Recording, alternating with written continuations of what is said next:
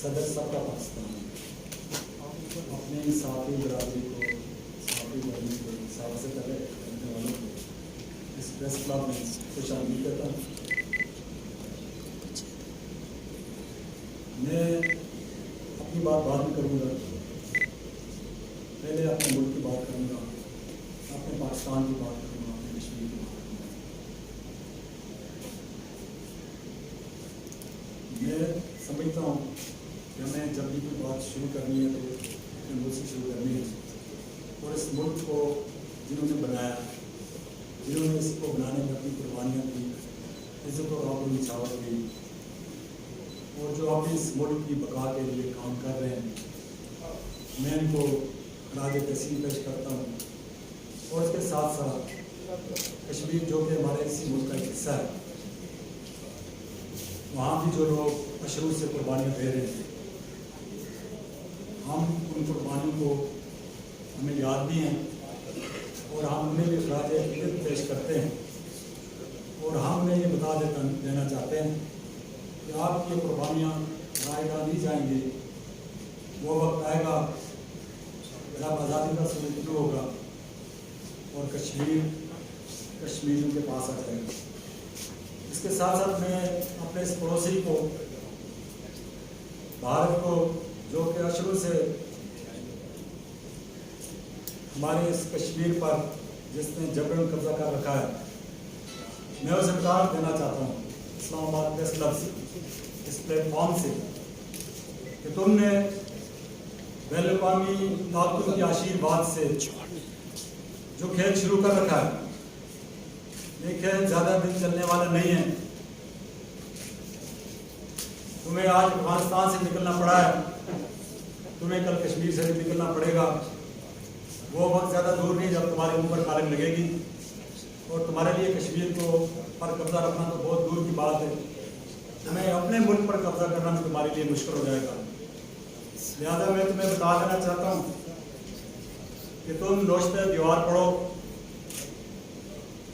اور جتنا جلدی ممکن ہو کشمیر کو کشمیریوں کے حوالے کرو، اور اس جنت نظیر سے چلتے پھرتے نظر آؤ۔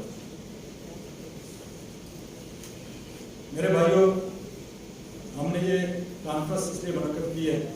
کہ ہماری جماعت نئی ہے،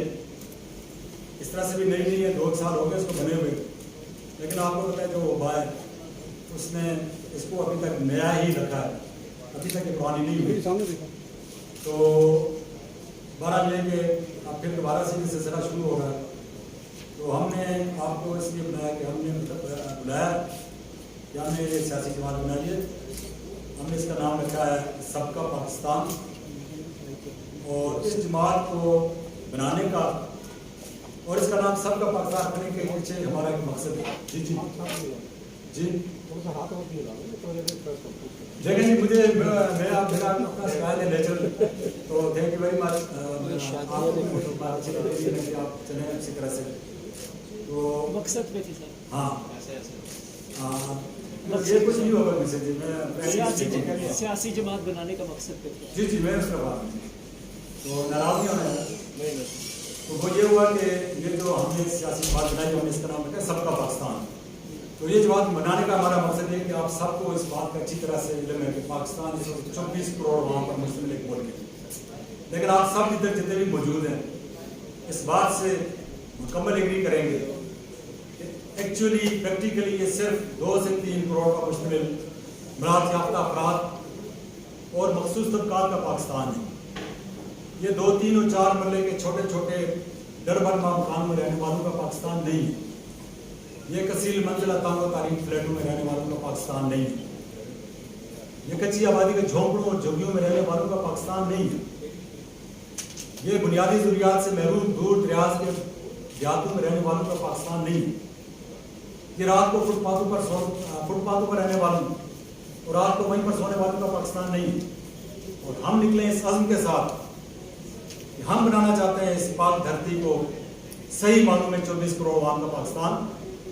کہ جس کے وسائل پر سب کی دسترس ہو، اور جو اپنی قابلیت، صلاحیت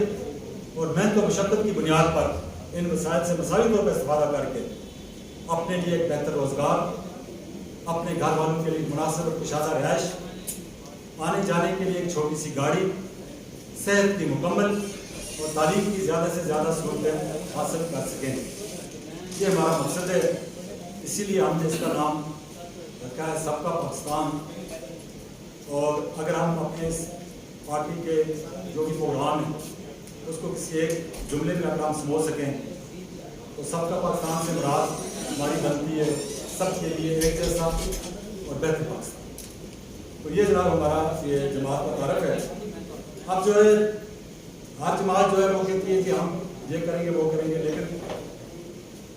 ہمارا جو تھوڑا سا سلسلہ یہ ہے کہ ہمارے پاس ایک منشور ہے، ہم نے ایک منشور لکھا ہے۔ جی یہ بتا دیں جائے، کوئی مسئلہ نہیں۔ اچھا، ہم نے ایک منشور لکھا ہے، 1 گھنٹے کا یہ دورانی کا منشور ہے۔ ہم نے اس میں یہ بتانے کی کوشش کی ہے کہ ہم کیوں کر باقی تمام پارٹیوں سے بالکل مختلف ہیں، ہماری اپروچ کیوں ٹوٹلی ڈفرینٹ ہے، اور ہم کیوں کہتے ہیں کہ ہم فی الواقعہ اس پوزیشن میں ہیں اپنے منشور کی حفاظت سے، اپنی سوچ کی وضاحت سے، کہ ہم بنا سکتے ہیں پاکستان کو سب کے لیے ایک جیسا اور بہتر پاکستان۔ تو ہم نے یہ منشور لکھا، ابھی تک ہم اس کی 30-40 ہزار کاپیاں تقسیم کر چکے ہیں۔ ہم نے ویب سائٹ بھی بنائی ہے، اس میں یہ ڈالا منشور، ایک 3-4 جلسے ہم نے کیے، ان کی کلپس اس منشور میں شامل ہیں اور وہ سب ویب سائٹ پہ موجود ہیں۔ تو الحمدللہ ہمیں ہماری توقعات سے بڑھ کر فیڈ بیک ملا ہے، اور کسی نے کہا کہ ہارٹ ٹچنگ ایکسلنٹ ڈاکٹر صاحب، وش یو بیسٹ آف لک۔ آپ کا ٹائم لوں، اگر آپ مجھے اجازت دیں تو میں آپ کو کہوں گا جی کہ دیکھیں، آپ اس سے ایگری کرتے ہیں، میں بھی ایگری کرتا ہوں کہ ہمارے اس ملک کے کچھ مسائل ہیں، وہ سب کو پتہ ہے کون سے مسائل ہیں۔ مثلاً سب سے پہلا مسئلہ ہے ہمارا غربت، بے روزگاری اور مہنگائی۔ دوسرا مسئلہ ہے جناب صحت، تعلیم، فوری انصاف اور امن و امان کے مسائل ہیں، یہ دوسرے نمبر کا مسئلہ ہے۔ تیسرا اور سب سے زیادہ نظر انداز کیے جانے والا مسئلہ، مجھے بڑے افسوس کے ساتھ کہنا پڑتا ہے کہ سب سے زیادہ اس مسئلے کو نظر انداز کیا جا رہا ہے، وہ مسئلہ ہمارا بڑھتی ہوئی آبادی ہے۔ حکومت سے لے کر، اپوزیشن سے لے کر، کسی ادارے سے لے کر، کسی اسٹیک ہولڈر سے لے کر میڈیا تک اس مسئلے سے مکمل طور پر یا تو بے خبر ہیں یا اس پر بات کرنا پسند نہیں کرتے ہیں، اور ہم سمجھتے ہیں کہ یہ بہت بڑا مسئلہ ہے، اور اس مسئلے کی وجہ سے ہمارا ذریعہ رقبہ سپورٹ رہا ہے۔ لیکن ہمارے پاس تھوڑا سا روڈ میپ خاصا یونیک ہے، الحمدللہ آپ اس بات سے ایگری کریں گے۔ ہم سمجھتے ہیں کہ غربت، بے روزگاری اور مہنگائی کی سب سے بڑی وجہ وہ ہے 3-4 وجوہات ہیں۔ ایک وجہ یہ ہے کہ ہمارا، ہم مسلمان ہیں الحمدللہ، اللہ پر ایمان رکھنے والے ہیں، ہمارا ایک زکوٰۃ اور عشر کا ایک نظام ہے، بیت المال کا نظام ہے، بالکل برائے نام ہے۔ اس کو یہ بالکل فعال نہیں ہے۔ ہم پوری کوشش کریں گے، اللہ نے ہمیں عزت دی، آپ بھائیوں نے ہمارا ساتھ دیا، عوام نے میرا ساتھ دیا، تو ہم اس زکوٰۃ اور عشر اور بیت المال کے نظام کو 100% فعال کر کے ہم غربت اور بے روزگاری کی ایک بہت بڑی وجہ جو ہے اس کو کم کریں گے۔ وصولی یہ بہت بڑی وجہ ہے ہمارے غربت اور بے روزگاری کی۔ اچھا، آپ حکومت کی طرف جائیں تو یہ گھوم پھر کر صرف تاجروں پر چلی جاتی ہے، اس کو صرف تاجر نظر آتے ہیں، اس کو ڈاکٹرز نظر نہیں آ رہے، پرائیویٹ پریکٹس کرنے والے، اس کو وکلاء نہیں نظر آتے۔ جی میں زکوٰۃ دکھا رہا، میں نے کہا جی کتنی زکوٰۃ بنی چاہیے، تو کہہ رہے جی کہ یہ جو میری آمدن ہے اس پر میری 2 لاکھ روپے زکوٰۃ بنتی ہے۔ میں نے کہا جی یہ بات سنیں، یہ 2 لاکھ کا مطلب یہ ہوا کہ آپ کی 80 لاکھ آمدن ہے، ٹھیک ہے نا، 1 کروڑ پر 2.5% ہے، تو 2 لاکھ پر 80 لاکھ پر 2 لاکھ بنتی ہے۔ میں نے کہا یہ تو آپ نے تو 2 لاکھ آپ نے زکوٰۃ دی ہے، اس کا مطلب آپ نے تو اچھا خاصا ٹیکس بھی پے کیا ہوگا۔ آپ یقین کریں، اس نے کہا کہ اس 80 لاکھ میں سے جو 12 لاکھ ہے جو میری ان کا تنخواہ ہے اس پر تو گورنمنٹ نے ٹیکس لیا ہے، باقی جو 68 لیکس بنتے ہیں اس پر نہ میں نے ٹیکس دیا ہے، نہ کسی کو توفیق ہوئی میرے پاس آنے کی، نہ کوئی میرے قریب سے گزرا ہے۔ I was shocked. میں نے کہا یہ ملک اس ملک میں ہو رہا ہے، اور صبح سے لے کر شام تک ٹیکس کا دائرہ کار بڑھانے کی باتیں کر رہے ہیں۔ میں اگلے دن چلا گیا انکم ٹیکس ڈپارٹمنٹ میں، میں نے کہا جی یہ جی کروڑ روپے مہینے کے کمانے کے مظاہرات میں بیٹھے ہوئے ہیں، آپ کہتے ہیں جی کہ آپ ان کے پاس سے بھی نہیں گزرتے ہو، کہتے ہیں کوئی آئی نہیں میرے پاس، مجھے کیا ضرورت ہے ٹیکس جمع کرانے کا؟ آپ یقین کرتے ہیں بڑا عجیب سا جواب دیا، کہتے وہ دیکھیں جی یہ جو لوگ ہوتے ہیں جی ان کے پاس جب آپ ٹیکس مانے جاتے ہیں تو یہ بہت شور مچاتے ہیں، تو اس لیے ہم ان کے پاس جاتے نہیں ہیں۔ وہ ایک خاص طبقہ تھا، ڈاکٹر تھا، وکیل تھا کوئی۔ تو بہرحال ہم پاکستان میں رہنے والے ہر شہری سے قرآن نازل کے ذریعے طریقہ کار اختیار کر کے، دوسرے ذائقہ کر کے، ہر ایک شخص کو انکم ٹیکس ریٹرن دینے کا پابند بنا کر ہم ایک پائی وصول کریں گے۔ جس نے ٹیکس کی آمدنی چھپائی ہے اگلا پچھلا ٹیکس بھی وصول کریں گے، جرمانہ وصول کریں گے، اور ہم نے ایسٹیمیٹ لگایا ہوا ہے کہ یہ ٹیکس اگر ہم ان لوگوں سے وصول کر سکیں جو اب تک اس ٹیکس کو چھپا کر بیٹھے ہوئے ہیں تو یہ کم از کم 200 ارب یعنی تقریباً 20,000 ارب روپے کا یہ ٹیکس بنتا ہے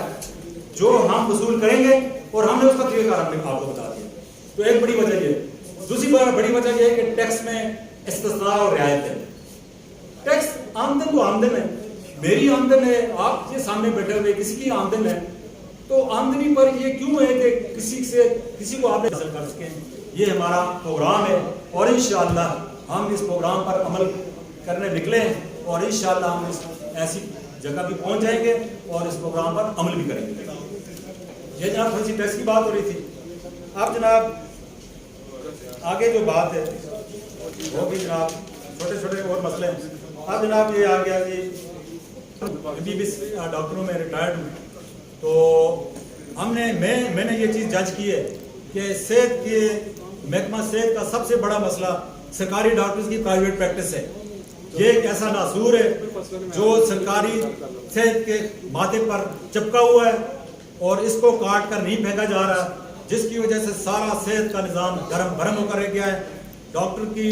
برائے نام کمٹمنٹ ہے اسپتال کے ساتھ، اس غریب اس کی وہ میرا بھائی ہے، لیکن جو سسٹم ہے اس سسٹم کی وجہ سے کے لیے کوئی پلان نہیں کر سکے۔ آپ کہتے ہیں یہ مسئلہ ہے، یہ آبادی ہے وہاں پر، یہ چیز چاہیے۔ جب آبادی اسٹیٹک ہو جاتی ہے تو آپ اس کے مطابق وہ چیزیں ٹارگٹ مقرر کرتے ہیں۔ نہ حکومت کو، نہ اداروں کو، نہ اسٹیک ہولڈرز کو، اور کرنٹ افیئرز میں گرے ہوئے میڈیا کے پاس تو اتنی فرصت ہی نہیں ہے کہ وہ بڑھتی ہوئی آبادی، بڑھتے ہوئے قرضے، اور جو ہے بھاری بھاری تنخواہوں اور بیش بہا امراض کے ذریعے قومی خزانے کی جو بندر بانٹ ہو رہی ہے اس پر توجہ دیں۔ میری میڈیا سے گزارش ہے کہ خدا را صرف کرنٹ افیئرز کا میڈیا بن کر نہ رہیں، اس ملک کو جو مستقل مسائل درپیش ہیں ان کو بھی وقت وقت ایڈریس کریں۔ جو ہے نا وہ پرابلمز ہیں۔ ہمارے نزدیک سب سے بڑا مسئلہ یہ کہ اہل تشیع سے تعلق رکھنے والے علماء اور دوسرے مکاتب فکر کے علماء کرام کے درمیان اختلافات ہیں، جو سب سے بڑا مسئلہ ہے ہمارا۔ ہم جب تک اس کو ایڈریس نہیں کریں گے، جب تک یہ اختلافات ختم نہیں ہوتے، تو اس والے سے ہم نے ایک چھوٹی سی کہ ہم سمجھتے ہیں، دیانتداری سمجھتے ہیں کہ عالم اسلام کے کمزوری کی سب سے بڑی وجہ اہل تشیع اور دوسرے مکاتب فکر کے علماء کرام کے درمیان اختلافات ہیں، اور لہٰذا جس کی وجہ سے ہم متحد نہیں ہیں، لہٰذا ہم حکومت سے مطالبہ کرتے ہیں کہ فوری طور پر اہل تشیع کے 10 علماء کرام کو اور دوسرے تمام مکاتب فکر کے 10 علماء کرام کو کسی مناسب مقام پر ایک علمی اور فکری بیس میں انگیج کیا جائے، تاکہ ان اختلافات کی نوعیت، ان کا پس منظر اور ان کے ویلڈ ہونے یا نہ ہونے کا تعین کرنے کے ساتھ ساتھ اس تکلیف کے پہلو کا بھی جائزہ لیا جائے کہ کیا یہ اختلافات امت مسلمہ کی بقا، اس کی آبرو اور فلسطین اور کشمیر میں بہتے ہوئے لوگوں سے زیادہ۔ جی مجھے اس میں تو نہیں لکھے، نام یاد ہے اس میں جو منڈت کا مسئلہ ہے، آپ کے پاس کون سا فارمولہ ہے کہ آپ اقتدار میں آنے کے بعد یہ معیشت کو کیسے کنٹرول کریں گے؟ یہ پورے پاکستان کے اندر جو بد امنی ہے، معیشت کا مسئلہ ہے، بے روزگاری ہے، لا قانونیت ہے، اس کے بارے میں آپ نے کوئی بات نہیں کی؟ میں نے بات کی، خزانہ فل ہوگا تو اب گورنمنٹ کی معیشت کیا ہوتی ہے کہ اس کا خزانہ بھرا ہوا ہے اور وہ اپنے مستحق لوگوں پر اس کو خرچ کر رہی ہے، اپنے تعلیم یافتہ افراد پر خرچ کر رہی ہے، اپنے کسانوں پر خرچ کرے گی، اپنے انڈسٹریز پر خرچ کرے گی، تو پھر اسی طرح معیشت بہتر ہوگی۔ اور کون سا طریقہ ہے